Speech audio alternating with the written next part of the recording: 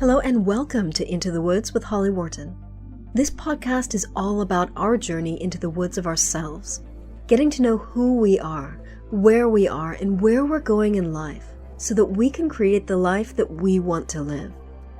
It's about deepening your connection with yourself, taking inspired action, and really trusting yourself and your intuition.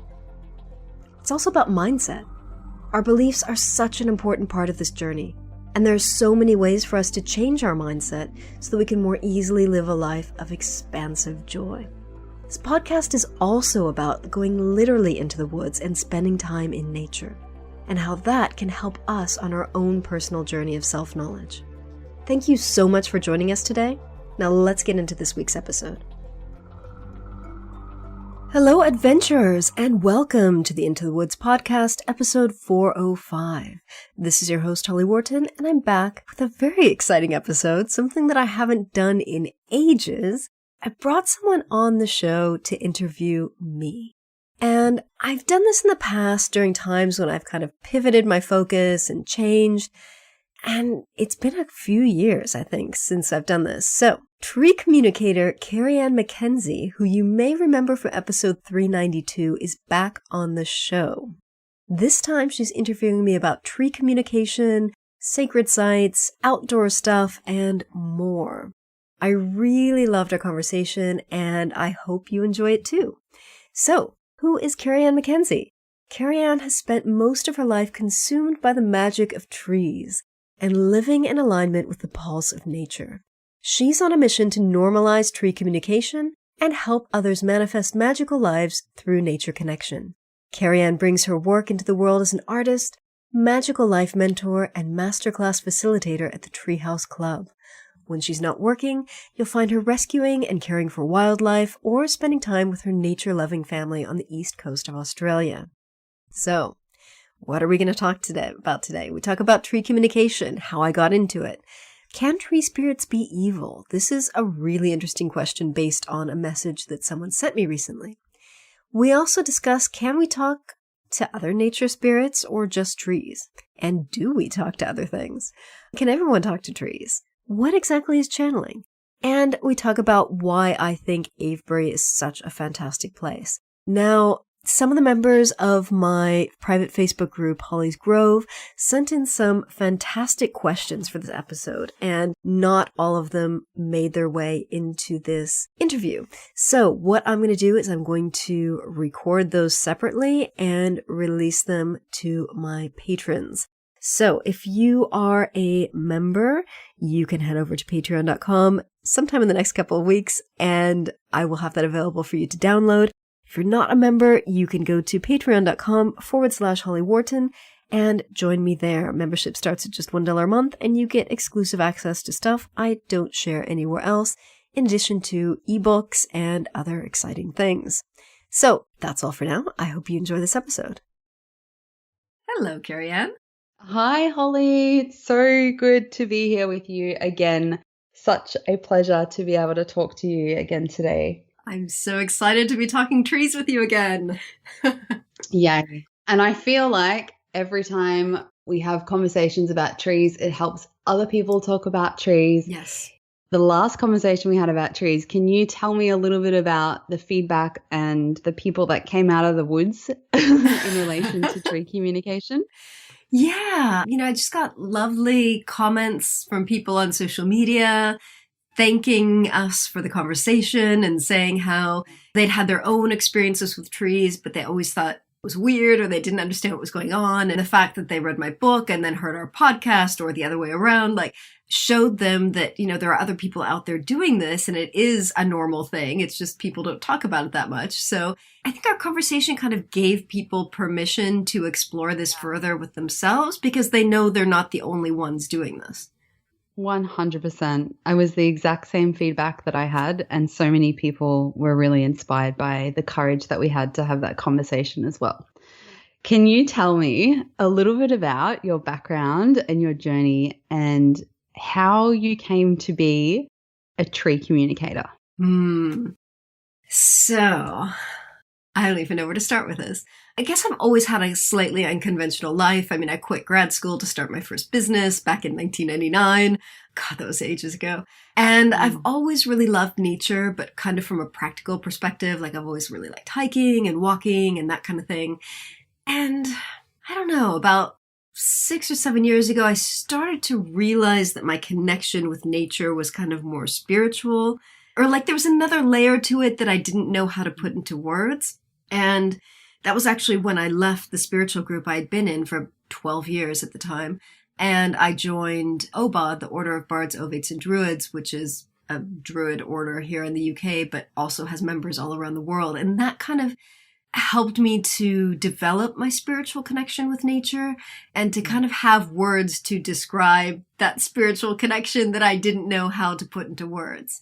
So I think that was a huge shift on my path. And that was a really big shift to make because I really loved the spiritual group that I'd been in, but I knew I needed to focus on nature and I couldn't follow two spiritual paths at the same time because I just didn't want to kind of half-ass each one and I didn't have the energy to do both. So it was like, well, I have to make a decision. So that was a huge before and after. And I think making that decision to focus on my spiritual connection with nature opened me up to so many things. And that was about the time, I think, when the tree communication started.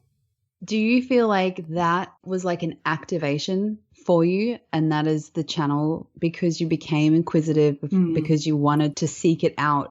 You almost opened yourself up to it so that it was available to you? Yeah, I think by making that commitment, I opened myself up to the possibility and the universe was like, okay, well, here you go. Because also I didn't even go out looking for tree communication. It was kind of served to me on a platter.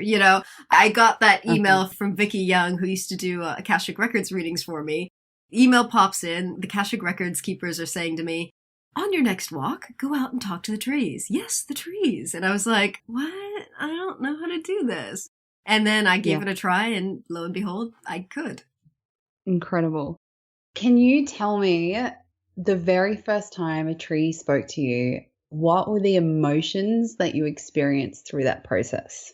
I think confusion. Yeah.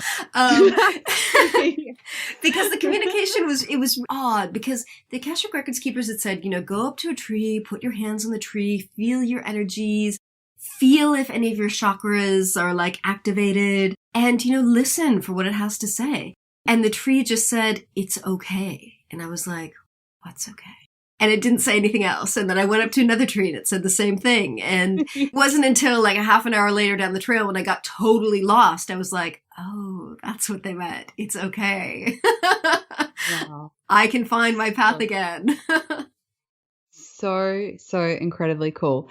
When you then moved into more like exploring like deliberate tree communication, what do you think the trees were most excited to tell you, or what was the most common theme that they all had that they wanted to share with you? Well, in the beginning, it was just it was very kind of superficial communication. It was like, I'd be walking through the woods and I'd be like, hey, hi, just kind of, just like small talk.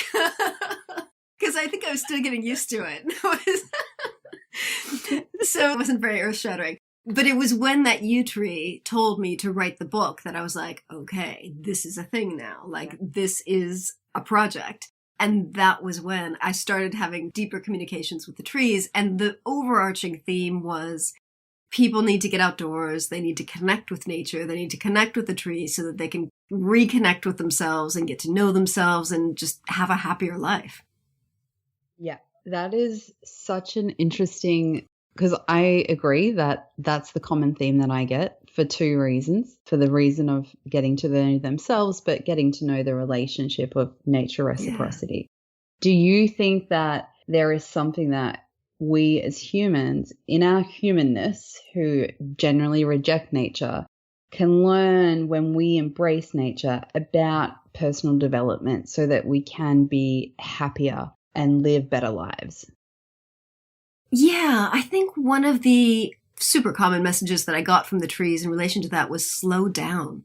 Like, I think our lives are so fast paced and, we've got our to-do lists and I've got my Google Calendar, which is like time blocked and color coded and I've got all this stuff to do and I've got all these plans and goals and projects and I'm ticking stuff off my list and I'm going. Yep. And I'm so busy and everyone else is so busy and like we're doing all this stuff and it's great. But nature helps us to slow down. And that was such a common theme with so many of the trees. Just slow down. You're moving too fast. And I think when we're moving fast through our lives, we lose that connection with ourselves. We're so focused on doing. We're not being. And when we slow down, we kind of dip into like being and experiencing and feeling and reconnecting with ourselves. And I think that really leads to happiness. So I think I'm still guilty of doing because I have so many things I want to do. But I also try to balance that with just kind of slowing down and just being and experiencing. Do you think it was the speeding up that we started to do as humans that made us lose that connection with nature and nature spirits? I think so. You know, I've started this ethnobotany course. It's a 7-month course where you're like out in nature, you're camping in the woods, you're learning how to identify trees and plants and their medicinal uses. It's so cool. And you're also learning practical skills. Like last weekend, we did basket weaving. The guy cut down a tree, we peeled the outer bark off the tree, we peeled off the inner bark, and we used the inner bark to make baskets. Someone asked him at one point, she was like, are we going to do more of this basket weaving like later on in the year? And he said, no, because this is the kind of thing you harvest when the sap is high in the trees, and that's in the springtime. So you wouldn't be able to do this in other parts of the year. And that really got me thinking, like when we were hunter-gatherers way back in the day, like you would have had a season to do different things. Like you would know how many baskets you needed for collecting your stuff and for your life. And you would have made all those baskets in the spring. And then you would have known, I can't make more baskets until next spring. So it was like different things at different time of the year. And it wasn't like doing all the things all the year. There was just a seasonality for things that I think helped us stay connected with nature, but also know, there's a time and a place for everything. And the spiritual connection between humans and nature would have always been there had we not had things to make us go faster, like machines and industrial things, right? That happened to remove us from that relationship. Do you think though, and this is leading to I feel like this is my biggest question for you. Do you think that is part of the reason why there is a surge now of tree communicators? Because the trees are trying to interfere to bring us back, to reintroduce that kind of relationship, because that does create harmony on our planet? Yes, absolutely. And that's something that some of the trees said to me as well in the book. They were like, it's in our best interest for people to reconnect with nature, because then people will respect nature, they'll respect the planet, things will be changing. And I have this kind of romantic notion of like hunter-gatherer life. Like I really sometimes feel like I would love to live that lifestyle, even though I know it's obviously a very difficult lifestyle. But I always kind of feel like, damn, I wish I could remember like living in those ages and in previous lifetimes and like what it was like. Cause it feels so beautiful for me. But John Ryder, the guy that teaches my ethnobotany course and other outdoors courses that I've taken, he always says he thinks that the golden years are yet to come. It's not that the golden years were back when we were hunter-gatherers, but there's something even better that's coming. And I do think it's the trees that are going to help us lead us to that. Right. I could not agree with you more. And I have recently gotten into the idea of permaculture for the self-sufficiency from all of that. Yeah. But I often contemplate why there are so many people all of a sudden who are experiencing tree communication. Do you think that it's us who's waking up, or do you feel like it's nature who is calling us to wake up? I think it's both. I think people are open to these things more so than ever before. And so I think nature is responding to that and saying, okay, they're ready for this now. Let's step up and help. Yeah. And let's step up and freak them all out for a little while. Let's make the trees talk to each other so they can find each other all over the world and feel normal. Oh, that is so awesome. I have to agree with you. I just feel like it is a joint collective thing, and really excited when you say that you feel like this is just the start. Yeah. It gives me a lot of hope. So thank you so much for sharing that. I really, really, really, really needed to hear that, because sometimes I think it's easy to question what we're experiencing as tree communicators. And I guess that's where my next question for you would really come from is, if you had somebody come into your world, or if there was something you could impart on somebody who was very skeptical of tree communication, what would be like one thing that you would share with them or tell them? I would say it's okay to be skeptical. I think it's healthy to be skeptical of things. I think it's healthy to question things. Don't focus on the tree communication then. Just like go out, sit with a tree. Yeah.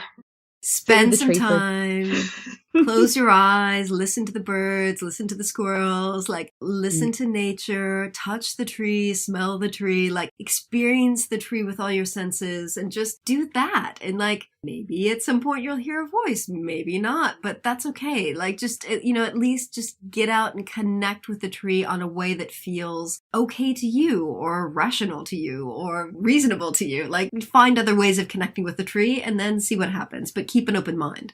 Yeah, absolutely. Do you think that sometimes people become very narrow with how they think tree communication is? Like talking to trees and hearing a voice back is the only way to communicate? Or do you feel like there is a certain level of aliveness that we can talk and communicate with trees from different like clairsenses? Yeah, that's a really good question. I actually wrote a blog post about this last year.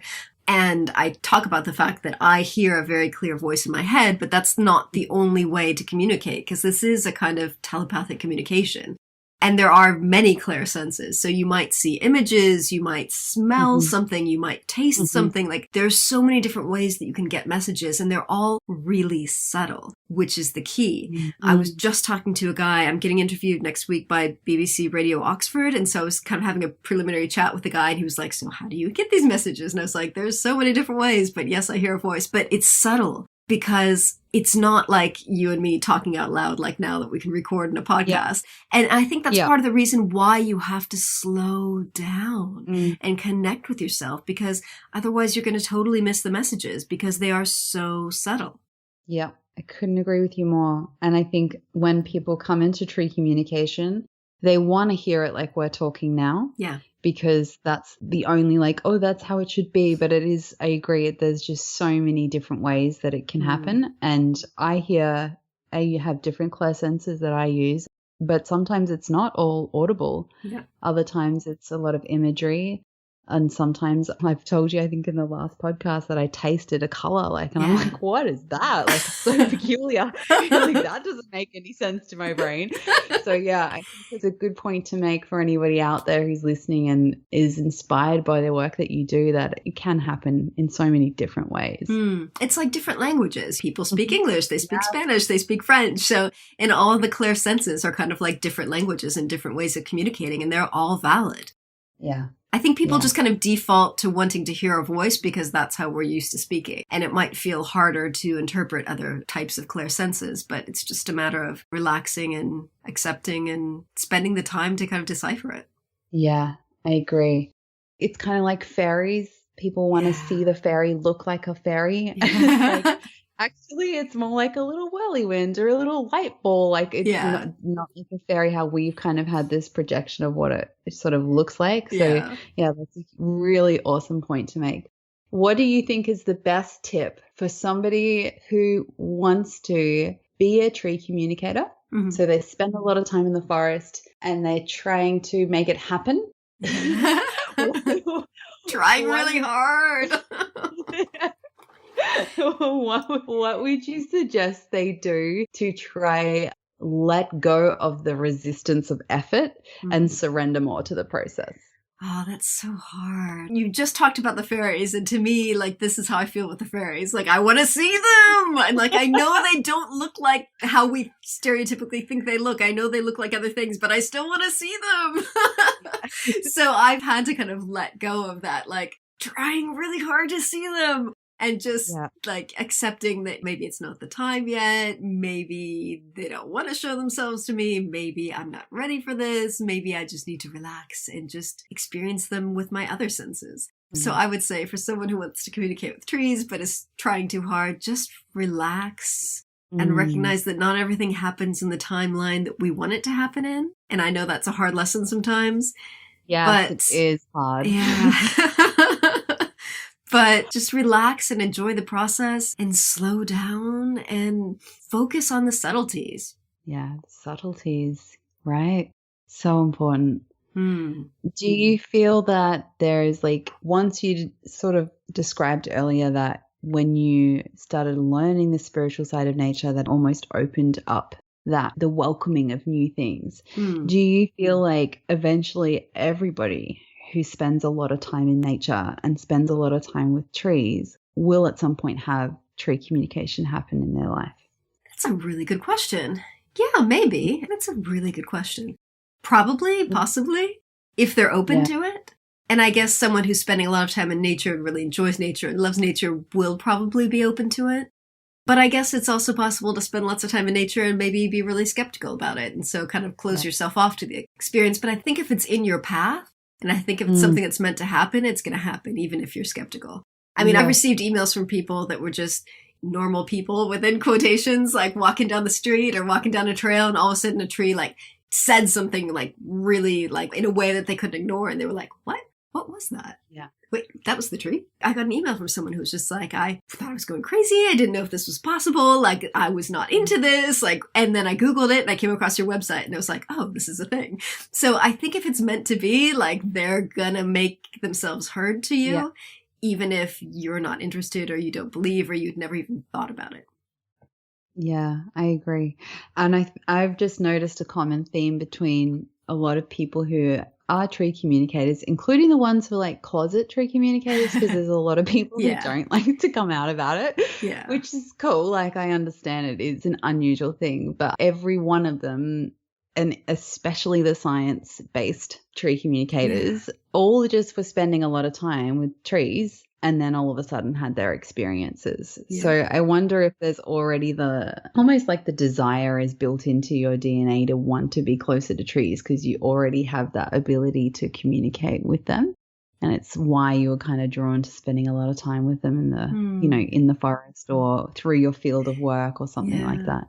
I wonder if, as you said earlier, we used to all be connected to this. Like, this used to be a normal part of our lives. And so it is theoretically built into all of our DNA, and we've experienced it in our past lives and all of that. So maybe it's just a matter of little by little, everyone at their own rate catching up to this and kind of coming back into the new phase of communicating with nature in this way.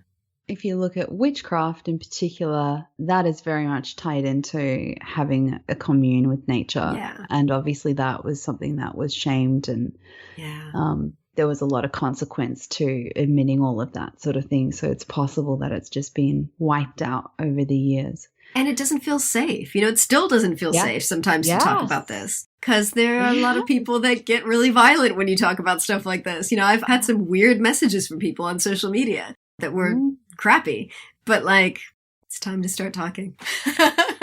Yeah, because the risk of being silent is that there's more people, Holly, like you and I, who didn't get to meet each other and feel okay about everything and feel like it is normal and it is part of our lives. Yeah, I think the more emails I get from readers and podcast listeners and who say, thank you for telling your story because, I didn't know this was a thing and I thought I was the only one. The more emails I get like that, the more I'm like, I have to talk about this more.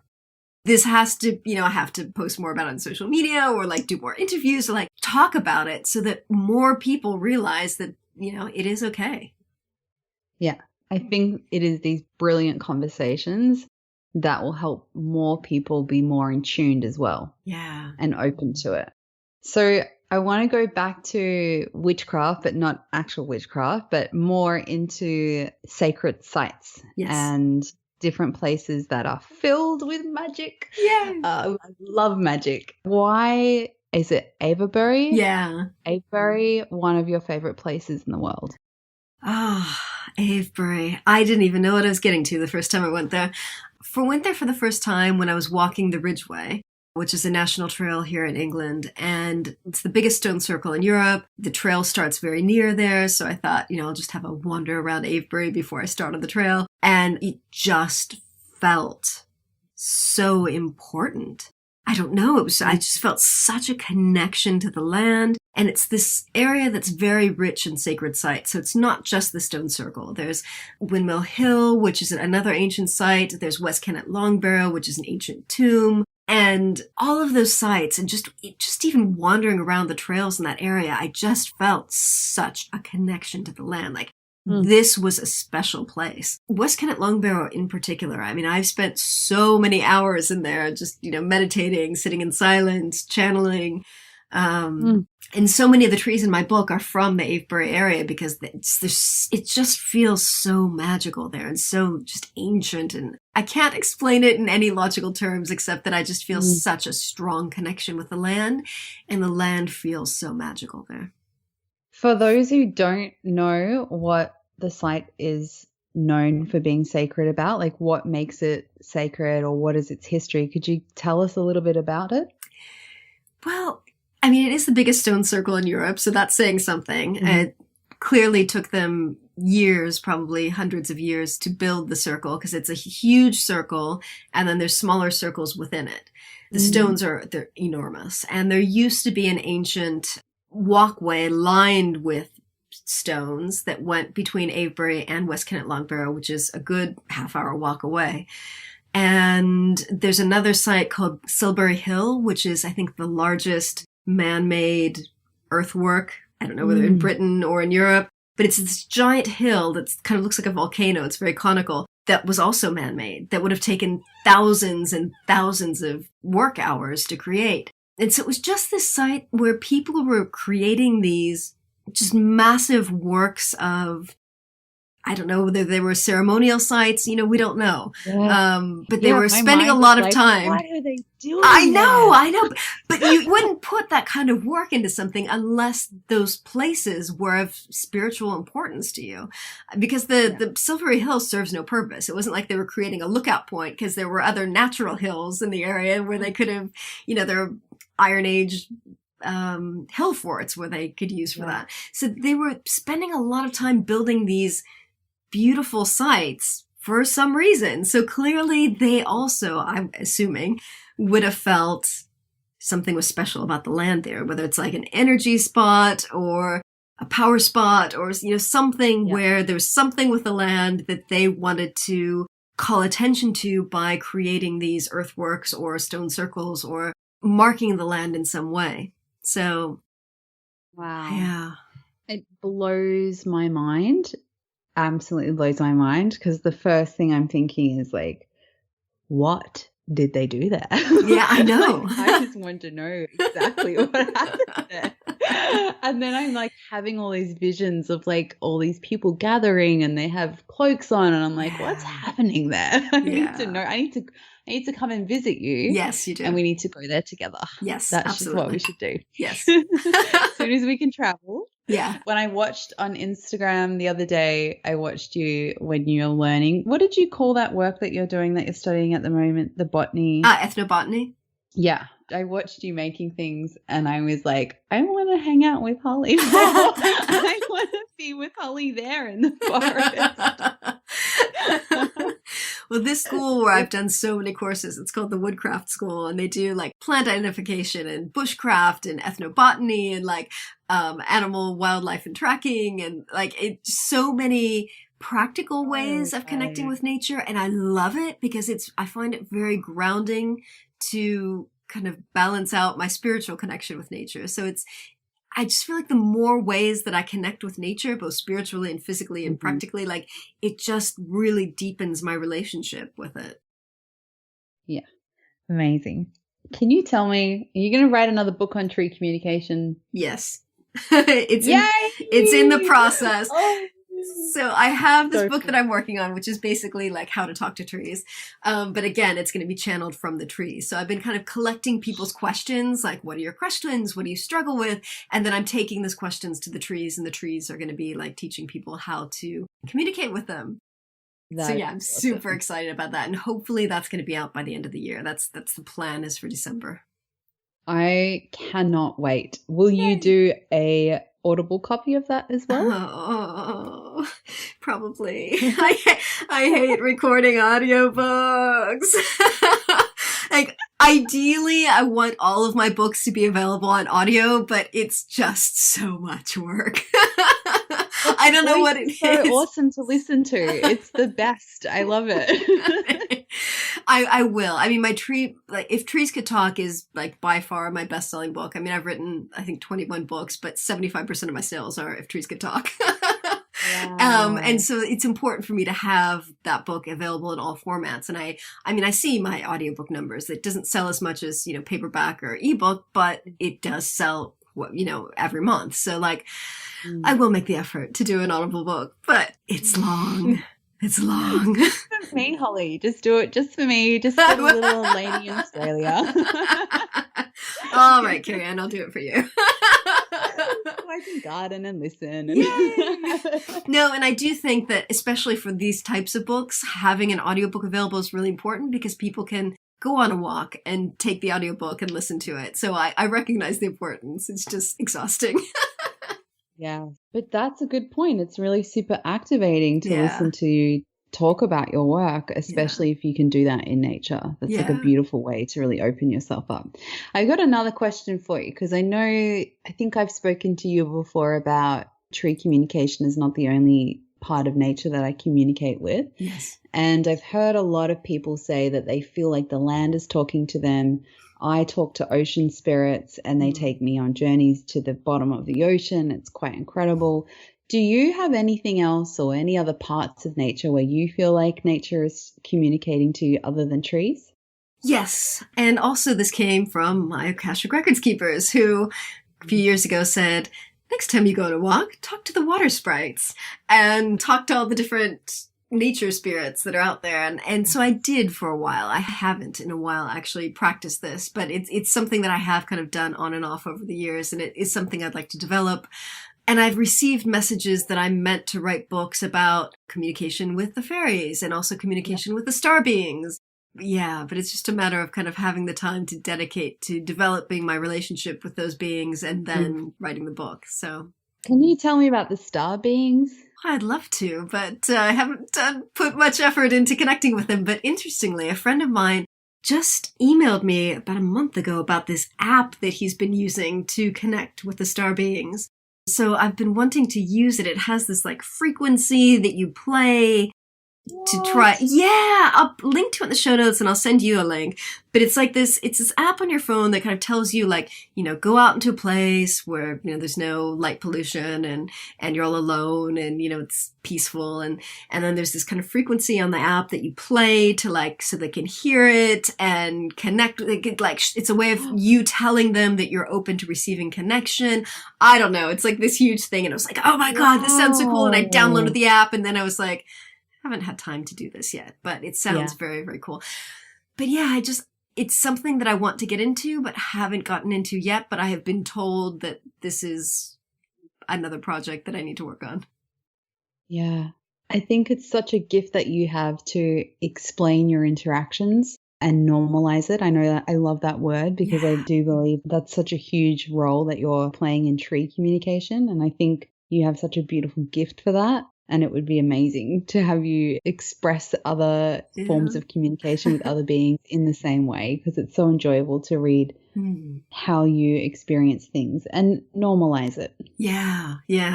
I think that is such a key word for me. And it's something I need to like write it on the wall, hang it on the wall to remind myself that like, this is my mission, is to, just talk about this as much as I can to normalize it, because it's out there. People are doing it, but they don't know it's normal. Yeah, 100%.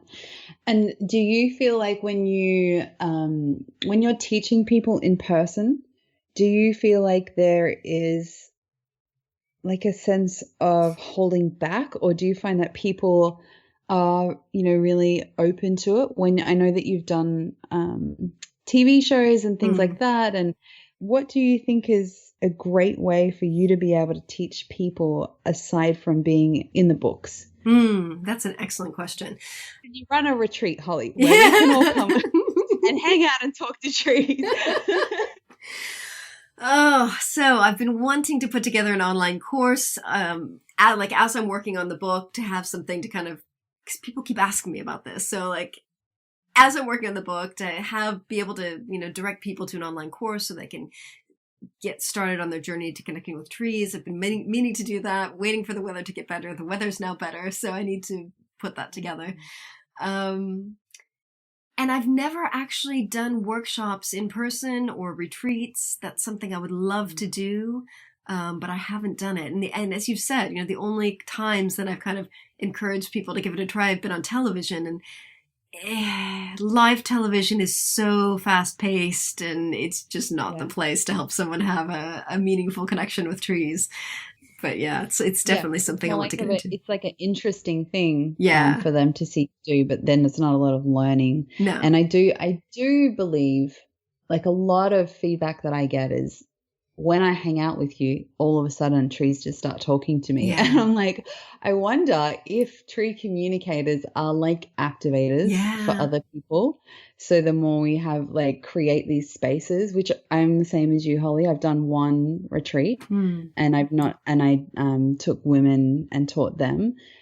Other than that, like just forest bathing, and maybe at the end I'm like, is anyone interested in trying to talk to a tree? But I think that there needs to be maybe more of an effort from people like yourself and myself to create these safe spaces where people can really explore it, and the natural activation is just you and I. Yeah, I think people like us can be facilitators of the experience for other people. And I don't know whether it's because, if we take people out there, the trees are going to realize, these people are okay. Like this is a safe place to speak up, or what it is, or whether it's something about our energy that activates other people, as you said.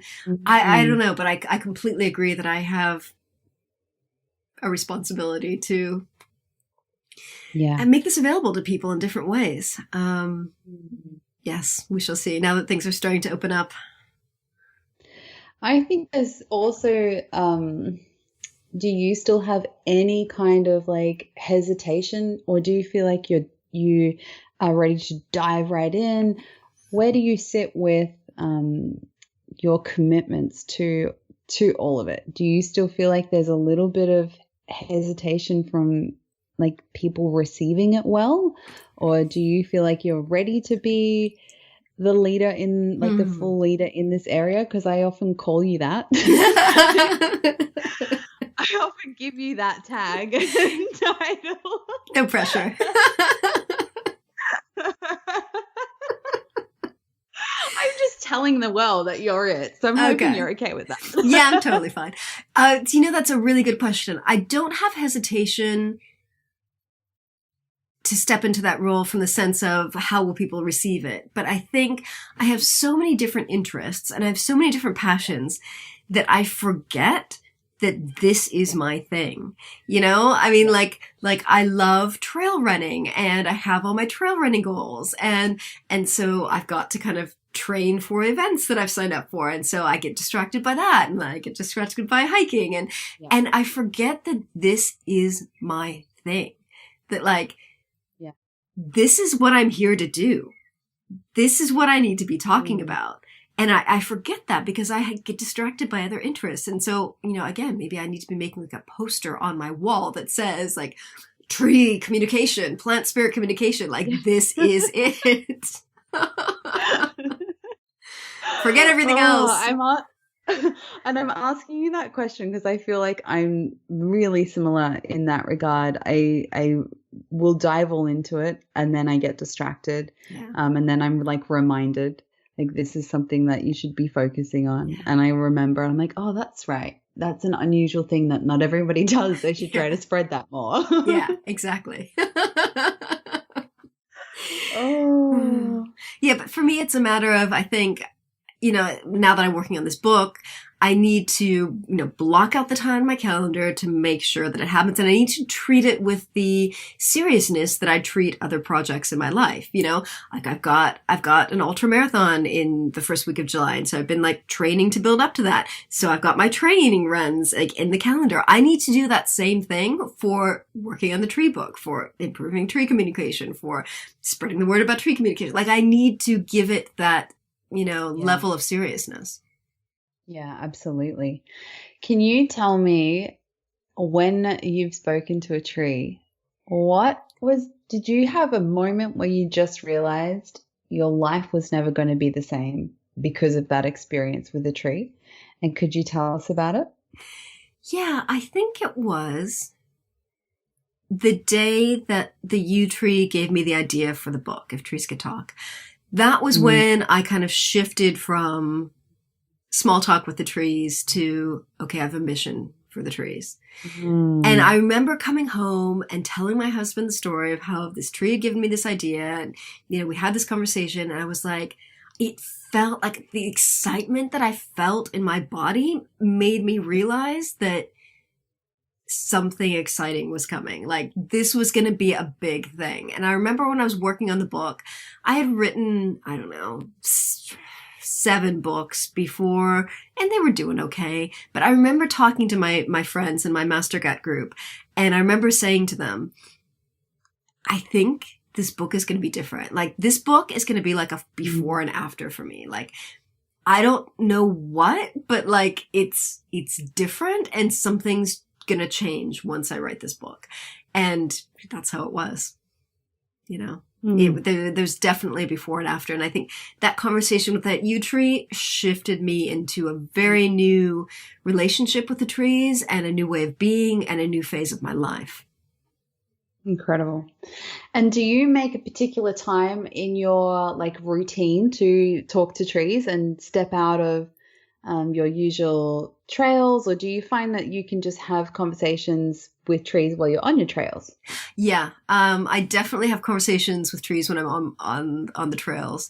When I'm hiking or walking, I can kind of slow down and sit with a tree for a while. If I'm running, sometimes I will, if I'm having a rough time on a run, I'll sometimes pause and I'll touch a tree and I'll ask it for help and I'll ask it for energy. And sometimes I'll just kind of touch them as I go by and say, hi. Because I'm running. So have you ever met a grumpy tree, Holly? Yeah, I have. Can you tell me about the grumpy tree? Yeah, there have been a few, sometimes trees that I'll just go up to them and be like, hi, and they'll just be like, ah. And I kind of get the feeling that they just don't want to talk, and that's fine. So I just kind of let them be, and I'm like, it's okay, I'll go away. The moody trees, I love it. And I remember reading once, I forget where it was in some blog post. I remember this guy saying once that he thought that oaks were very grumpy. And I remember thinking, oh, you're right. There was this one oak that was grumpy with me. But I don't find that any particular species is grumpier than others. Have you noticed that? Well, yeah, that's actually really interesting. With the species versus trees just having personalities, right? So I just always thought, trees just each one has a unique personality and something, until recently I kind of realized that all of my best tree friends are fig trees. Yeah. And I was like, they're actually, it is. And I really struggle to connect with eucalyptus trees in certain regions. So it's really interesting. So I think there is something to that. I just haven't quite pieced it together yet. Have you noticed anything about any other species that you found that there was so with the yews, is it that you have more of a deeper connection with yews compared to other trees? I would say, I hate to say this, I feel bad playing favorites, but my favorite tree species are oaks and yews and hollies. Those are just trees that I really, really love. Not just because of their personalities, but I just love the trees just from an aesthetic perspective. So, but interestingly, there were no hollies in my book.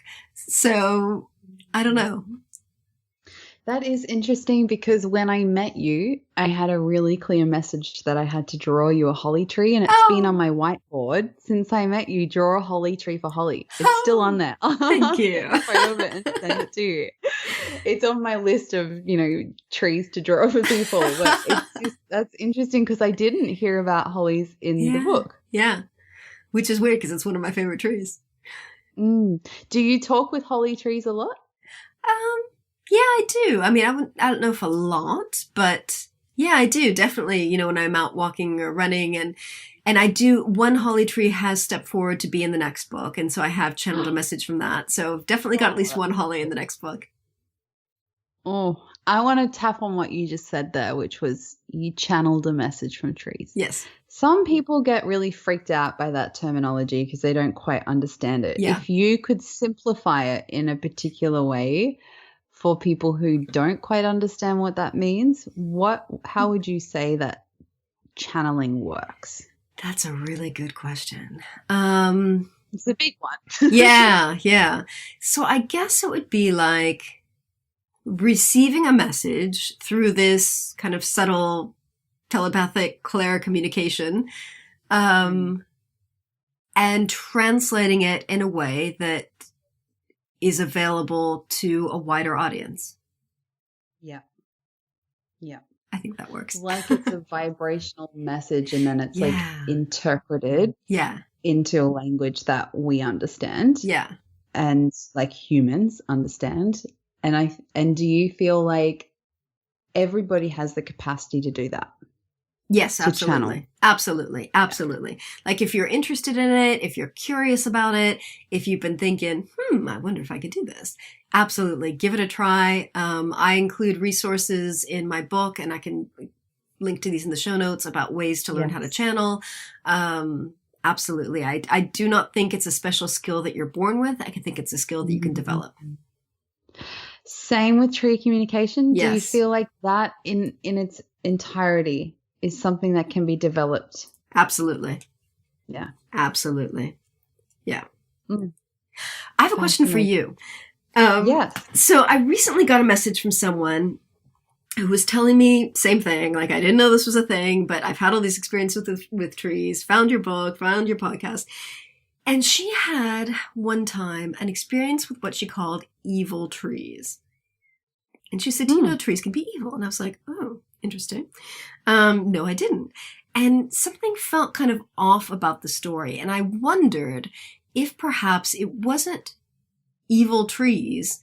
It was something else that was like masquerading as a tree spirit. And somehow that thing knew that she had a relationship with trees. And so maybe she would be more open to it if she thought it was coming from trees. And then I asked Sanit, my plant spirit mentor, plant spirit healing mentor, and she said, yeah, I think that was kind of the thing. But so my question for you is, have you ever met a tree spirit that was bad or evil or negative or dark or shadowy? Yeah. Interesting. So first of all, my question would be like, what does she define as evil? Yeah. And try to work out what evil means, because I guess that means a lot of different things to a lot of different people. Yeah. I think darkness, yes, I've definitely experienced a tree with a certain darkness to it that made me feel like ill. Yeah. Like spending time with that tree made me feel ill. And it was two trees and one tree's wrapped around it. And one tree, Joseph, is like, he's totally cool, but Amir is like not cool. He like doesn't always love it when I go to visit Joseph. And so I think that I can definitely sense, and I mean, the first things that I kind of asked the both of them was permission to draw them. And Joseph was like, yeah, that'll be great. And Amir's like, only if you draw me in mind, like all of my sorrow and all my sadness. Yeah. And he was just so like deeply pissed at the planet and the people and what we had done to this area in which he lives. But as far as like a dark evil spirit. No, I haven't. Yeah. But I do know that trees sometimes can be space holders for spirits who have not been able to leave this realm. And it doesn't surprise me if there was a spirit that had not had its opportunity to grow and expand and learn its lessons, and it was holding space within a tree before it moved on to its next, journey. Yeah. And that doesn't surprise me if that's what maybe happened. Or the other thing is that there are nature spirits that aren't always positive, and they don't like people in their space. Like they don't want to be, invaded and have somebody forcefully kind of like be in their, their space.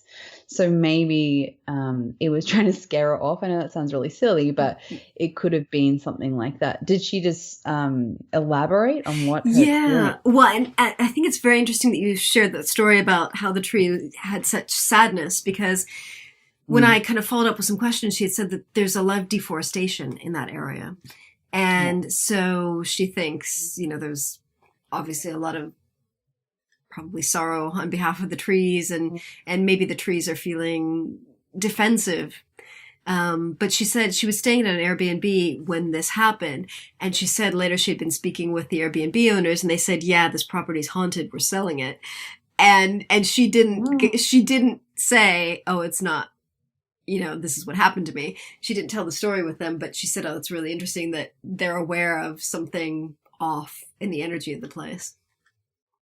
Yeah. And I definitely feel like, I think when I look at ancient energies and ancient spirits that have been, tied to a particular land, tied to a particular home, like if you really think about that, it can be tied to a tree as well. Like that makes perfect sense, right? Because if you walk into a house that has a spirit that hasn't been able to move on and is really pissed about its experience or some sort of trauma happened that is holding them there, it's often, like our job to help clear that and bring that spirit into the light so that the house can be cleansed and that spirit has the freedom to move on. And so I wonder if some kind of ceremony for that spirit, that's tied to the energy of that tree would really help it move on. And there's really brilliant people who specialize in space clearing and specialize in all of that kind of work that would be able to help. I feel more sad for the spirit that is not able to move on more than anything than attaching the word evil to it. But I think that's the energy she felt when she was having this experience. It was like, and I love it when people share these stories with me, because it gets me thinking, like, I'd never had an experience like that before. So I'm asking people like you and Sanit and, what's going on here? What do you think is happening? Yeah, well, I had one experience when I did a tree reading for someone that was really intense, and I got in my car and I was like, okay, like, where is the tree that I'm supposed to talk to? And then the trees showed me, like, this is where I am, which was on the side of a freaking cliff. And I'm like, of course you're on the side of a cliff. That's such a mission to get to that tree. And I, like, as I'm walking up there, I could just feel the windpipes in my throat closing, as if something was strangling me, and I couldn't breathe. And I couldn't talk, and I was like, this is so bizarre. And when I got to the tree, and it was a she oak, and I was sort of sitting there, and the she oak kept on reinforcing that feeling.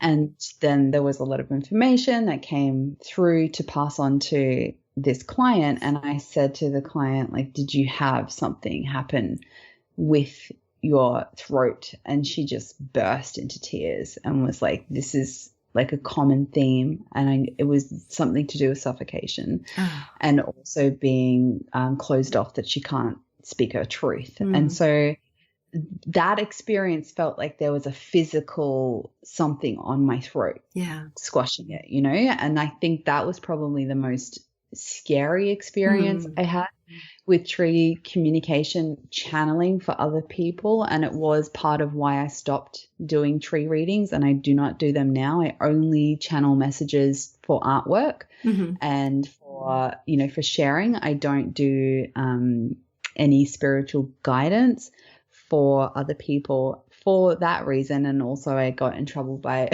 a fairy tree, like a fairy lord of the trees, who like totally got cross at me and told me that was not what I was here to do. It's not the path I was supposed to take. But yeah, so I think there is always, with anything, I think in the spiritual world, there's always something we need to be mindful of. And I know we spoke about sacred places before, and I think that there's all these thresholds where you should really be asking permission to step into those places, right? Yeah. And maybe when we don't, there's consequences to that. And so I think that it's really fantastic to kind of hear those stories from people who've had bad experiences, because it teaches us more, you know, lessons about the importance of really respecting trees and their energies and things like that. Seeing them, they would never hurt anybody. Trees are just here to be beautiful and to work in service with humans. And I really, really, really deeply know that. So it surprises me that she had that kind of experience, but I know that I've had other experiences, not the same as that, but that weren't always pleasant. So with anything in the spiritual realm, I think it comes with a level of responsibilities, and no one's giving us rules, Holly, like other than what we learn through our own experiences with trees. Which is why it's so important to talk about this. Right.